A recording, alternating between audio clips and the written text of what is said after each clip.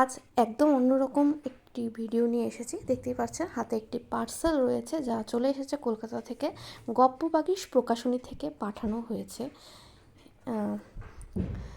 এটা আমার হাতে পাওয়ার কথা ছিল অক্টোবরে 2025 দুর্গাপুজোর সময়, কিন্তু এতদিনের অপেক্ষা আজ পেলাম হাতে।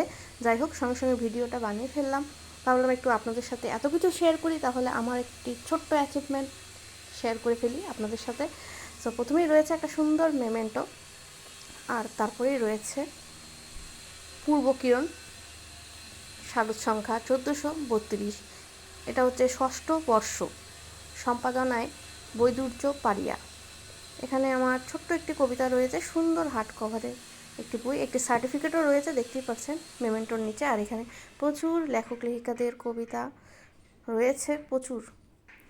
কভারটা হার্ড কভারের, বইয়ের পাতাগুলো ভীষণ সুন্দর করেছে। আর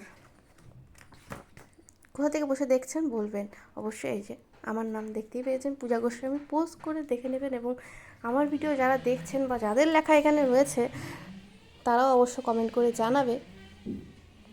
এই হলো স্বাধীনতা নিয়ে একটি লেখা। তো কেমন লাগলো আপনাদের অবশ্যই কমেন্ট করে জানাবেন। কলেজ স্ট্রিটে আপনারা বইটা কিনতে চাইলে পেয়ে যাবেন। আজ এই পর্যন্তই, পড়ে অবশ্যই জানাবেন কেমন লাগলো।